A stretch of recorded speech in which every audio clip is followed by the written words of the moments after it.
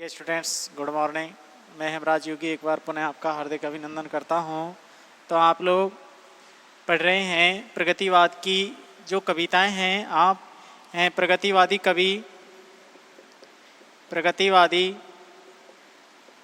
कवियों का अध्ययन कर चुके हैं और प्रगतिवादी कवियों में आपने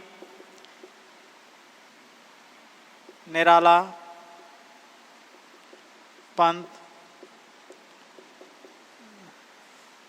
नागार्जुन, केदारनाथ अग्रवाल,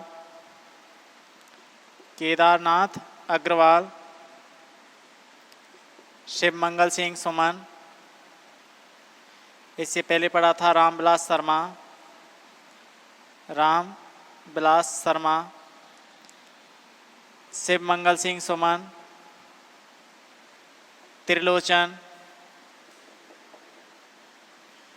त्रिलोचन के बाद में आपने पढ़ा था गजानन माधव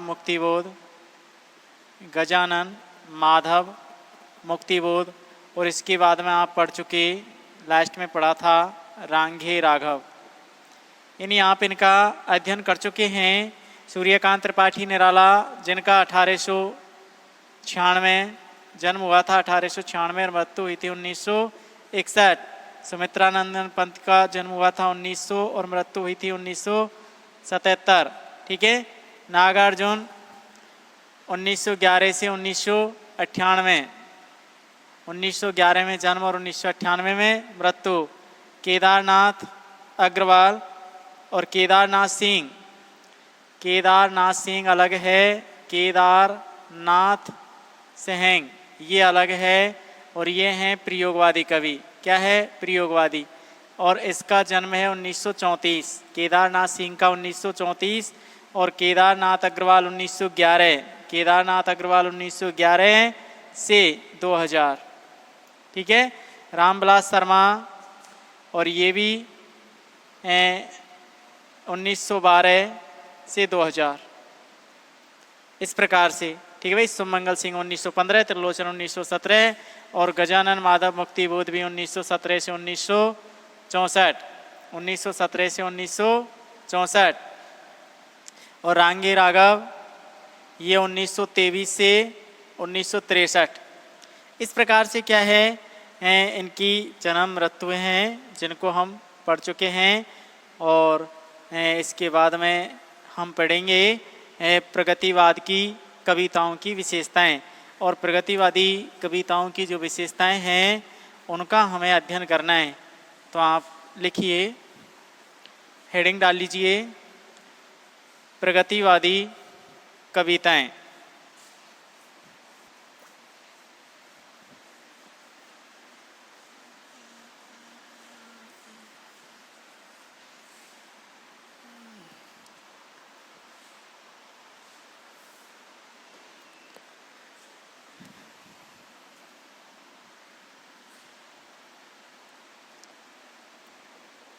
प्रगतिवादी कविताओं की निम्नलिखित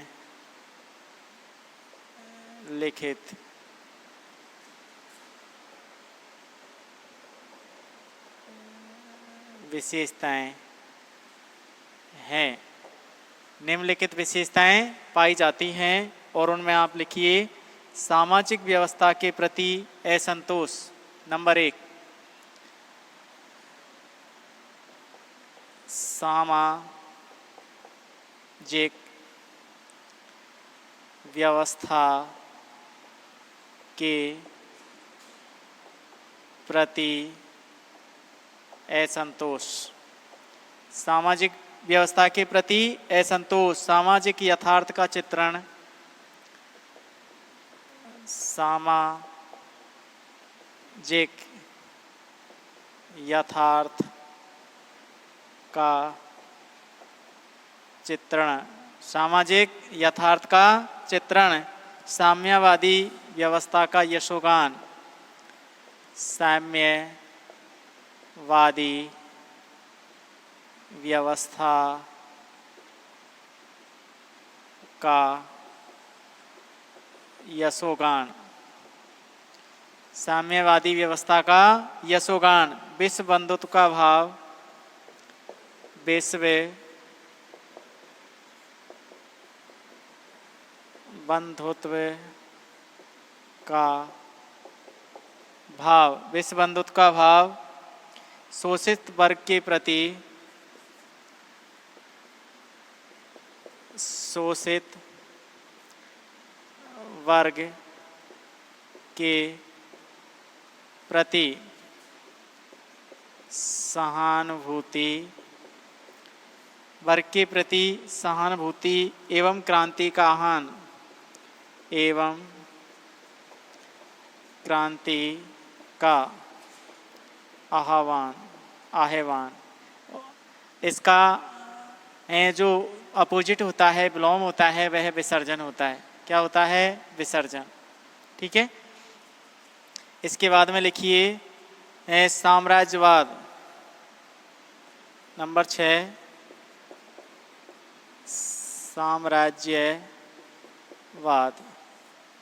साम्राज्यवाद योगानुकूल,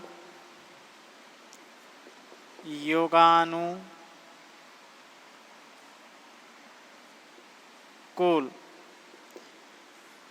योग प्लस अनुकूल, योगा अनुकूल परिवर्तन, योगानुकूल परिवर्तन तथा नव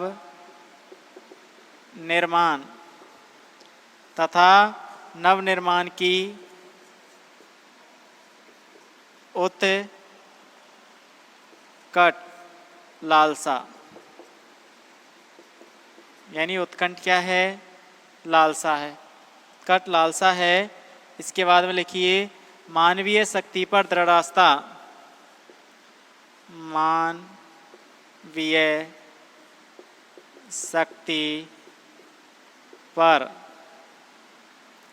मानवीय शक्ति पर दृढ़ आस्था।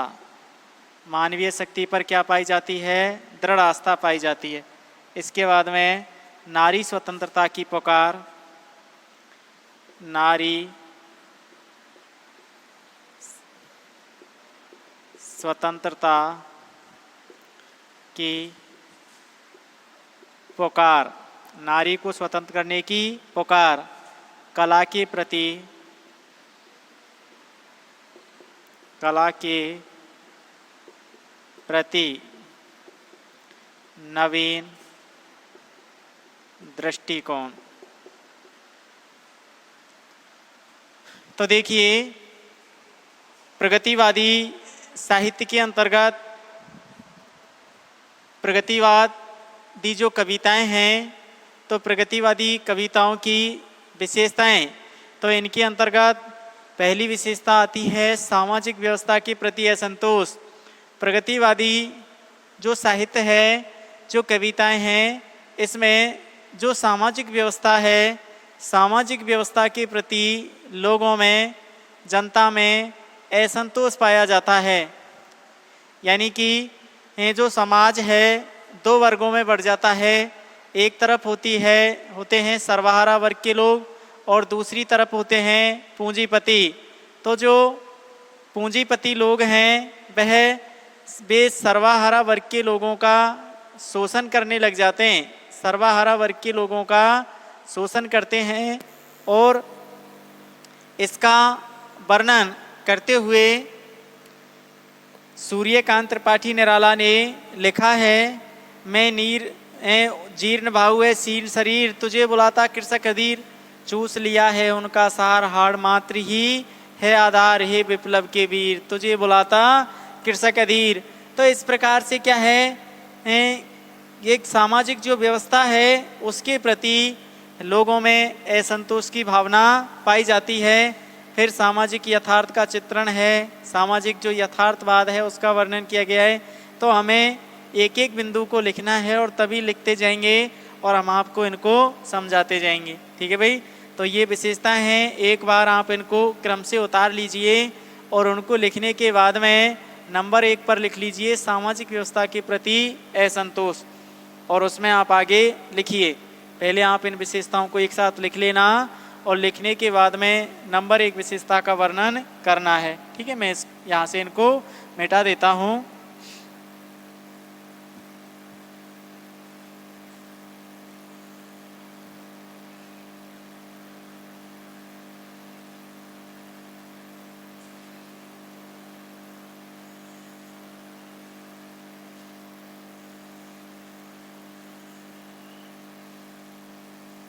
लिखिए सामाजिक व्यवस्था के प्रति असंतोष।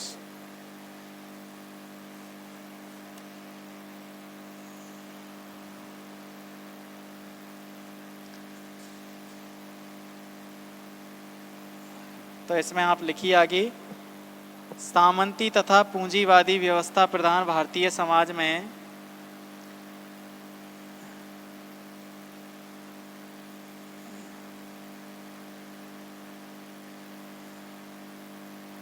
समाज दो वर्गों में बटा हुआ था। एक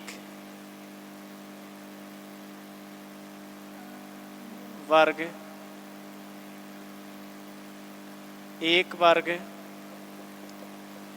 सर्वहारा व दूसरा वर्ग पूंजीपति था। एक वर्ग सर्वहारा व दूसरा वर्ग पूंजीपति था। सामंती तथा पूंजीवादी, सामंती तथा पूंजीवादी, सामंती तथा पूंजीवादी व्यवस्था प्रधान भारतीय समाज में, सामंती तथा पूंजीवादी व्यवस्था प्रधान भारतीय समाज में, भारतीय समाज में व्याप्त, भारतीय समाज में व्याप्त विकृतियों,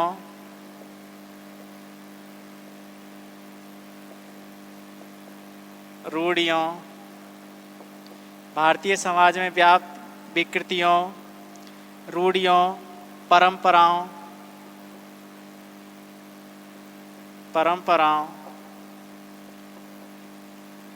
विश्वासों, परंपराओं, ठीक है भाई, परंपराओं, विश्वास अथवा मान्यताओं के प्रति, विश्वासों अथवा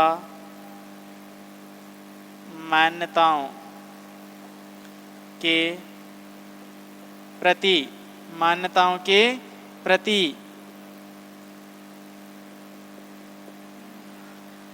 लोगों में असंतोष की भावना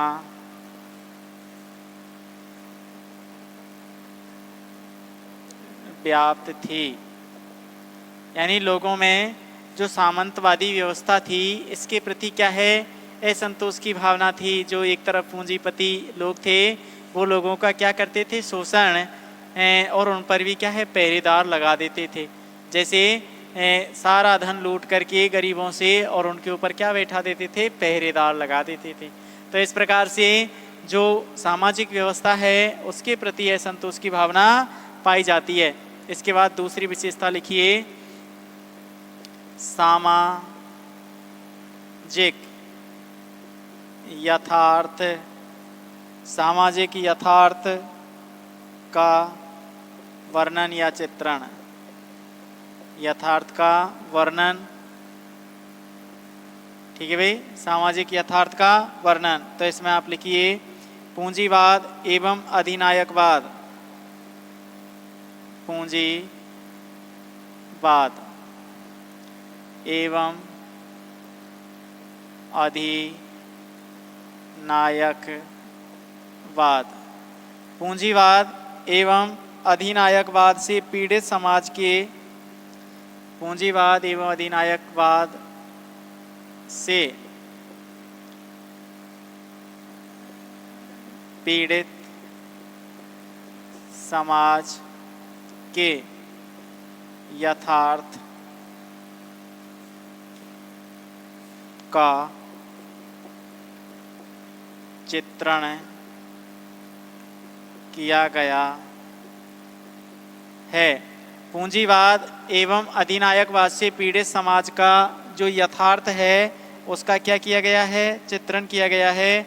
ग्रामीण तथा शहरी समाज में व्याप्त, ग्रामीण तथा शहरी समाज में व्याप्त, ग्रामीण एवं जो शहरी समाज है में व्याप्त कुरूपता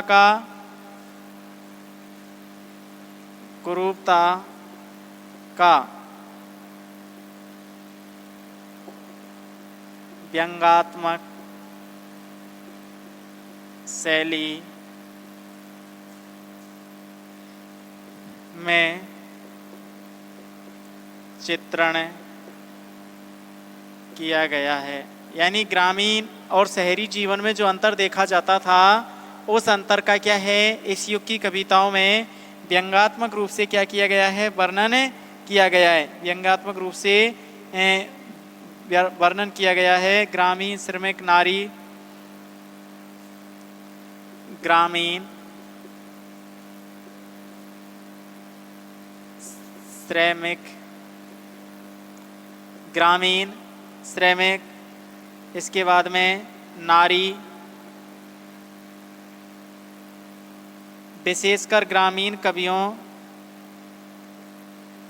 विशेषकर ग्रामीण, यानी ये चीज़ें ग्रामीण श्रमिक और नारी, ये जो ग्रामीण जीवन है विशेषकर ग्रामीणों से संबंधित, ठीक है भैया, गांवों में जो व्यवस्थाएं थी कवियों की संवेदना के आलंबन बने, कवियों की संवेदनाओं के आलंबन बने। ये क्या हो गए, उनके आलंबन हो गए, ठीक है। ये क्या बन गए, आलंबन। और आलंबन आप खूब हैं अच्छे से सेकंड ईयर में आपने रस पढ़े होंगे, ठीक है। सेकंड ईयर में आपने किनका अध्ययन किया है, रस। और हैं वहाँ 5वीं इकाई के अंतर्गत भी आपने रस पढ़े थे। और रसों में हैं आश्रय, आलंबन, उद्दीपन, संचारी भाव। तो जिसके कारण भाव उत्पन्न होते हैं वह क्या कहलाता है, आलंबन कहलाता है। तो कवियों के जो भाव उत्पन्न हुए और जो भाव उत्पन्न होने के कारण थे वो ग्रामीण श्रमिक और नारी, विशेषकर ग्रामीणों से संबंधित है। जो नारी थी, नारी का वर्णन भी क्या है, ग्रामीण। जैसे वह तोड़ती पत्थर हैं, कवि सूर्यकांत त्रिपाठी निराला ने कविता लिखी थी वह तोड़ती पत्थर, जिसमें एक नारी के जीवन का वर्णन किया गया है कि किस प्रकार से बेचारी वह कठोर कार्यों में लगी हुई है। चाहे तो आप लिख सकते हैं सूर्यकांत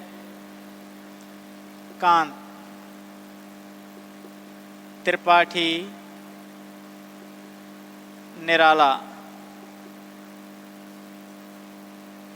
की प्रगतिवादी कविता वह तोड़ती पत्थर में इसी प्रकार का वर्णन किया गया है, ठीक है। तो आप दो विशेषताएं पढ़ चुके हैं।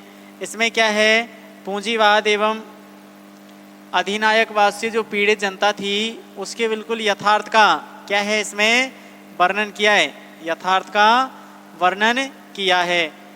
तो इसके बाद में आप तीसरे नंबर की विशेषता लिख लीजिए, हैं हेडिंग डालिए नंबर 3, साम्यवादी व्यवस्था का यशोगान।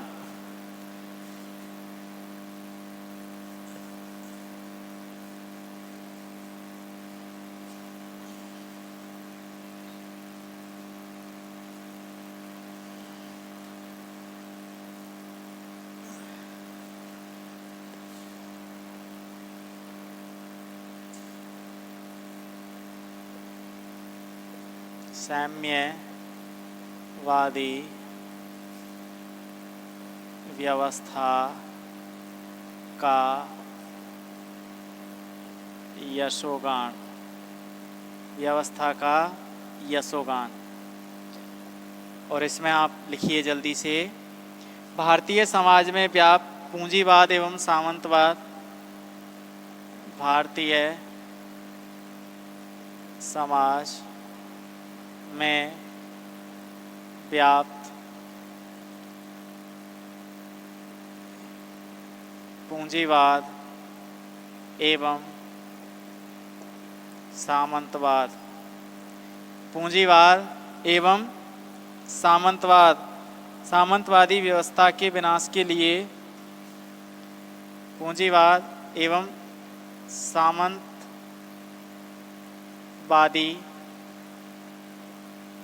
व्यवस्था, सामंतवादी व्यवस्था, ठीक है भाई, पूंजीवादी एवं सामंतता के विनाश के लिए भारतीय समाज में व्याप्त पूंजीवाद एवं सामंतवादी व्यवस्था के विनाश के लिए साम्यवादी, विनाश के लिए साम्यवादी सिद्धांत सर्वाधिक उपयुक्त लगा, सिद्धांत सर्वाधिक उपयुक्त लगा। यानी ये सिद्धांत क्या है, सर्वाधिक उपयुक्त दिखाई देता है। सोवियत रूस की सर्वाहारा सरकार उन्हें आदर्श प्रतीत हुई, सोवियत रूस की, सोवियत रूस की सर्वाहारा, सोवियत रूस की सर्वाहारा सरकार, सरकार उन्हें आदर्श, आदर्श प्रतीत हुई। यानी कि ये कह सकते हैं कि साम्यवादी जो व्यवस्था है वह भारतीय समाज में पूंजीवाद और सामंतवाद के लिए क्या है, विनाश के लिए सर्वाधिक उपयुक्त संस्था कही जा सकती है। इसको सर्वाधिक उपयुक्त संस्था माना जा सकता है। किसके लिए, पूंजीवाद और सामंतवाद के विनाश के लिए, पूंजीवाद और सामंतवाद के विनाश के लिए इसको उपयुक्त संस्था के रूप में गिना जा सकता है। इसके बाद में नेक्स्ट अगले नंबर पर लिखिए,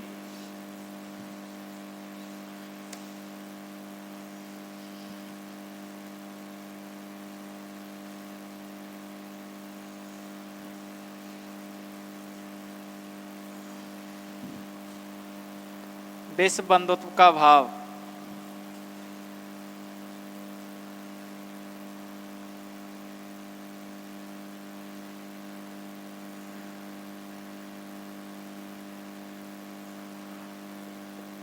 विश्व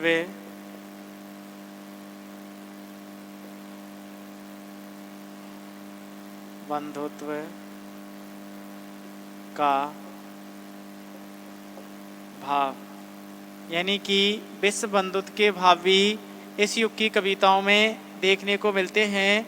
तो लिखिए, राष्ट्रीय भावना के अंग के रूप में,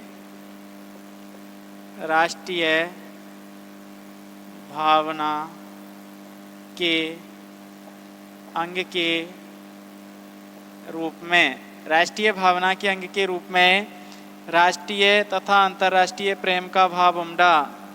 राष्ट्रीय तथा अंतर्राष्ट्रीय प्रेम, राष्ट्रीय एवं अंतर्राष्ट्रीय प्रेम का भाव उमड़ा, भाव उमड़ा, प्रेम का भाव पैदा हुआ, उमड़ा। इसके बाद में आगे लिखिए, भारत में स्थापित, भारत में स्थापित, भारत में स्थापित पूंजीवाद तथा साम्राज्यवाद का विरोध करते हुए, पूंजीवाद तथा साम्राज्यवाद का विरोध करते हुए, पूंजीवाद व साम्राज्यवाद का विरोध करते हुए अपने राष्ट्र प्रेम का परिचय दिया है। अपने राष्ट्र प्रेम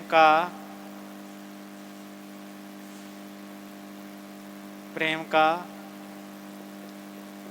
परिचय दिया है। अर्थात इस युग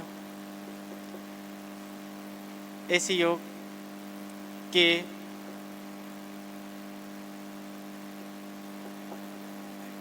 कवियों ने राष्ट्र प्रेम से संबंधित कविताएं लिखी थी। राष्ट्र प्रेम से संबंधित कविताएं लिखी थी। राष्ट्र प्रेम का इन्होंने क्या है,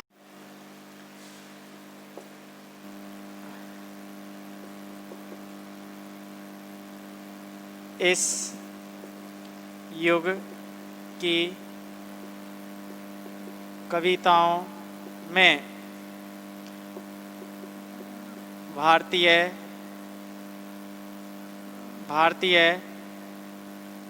स्वतंत्रता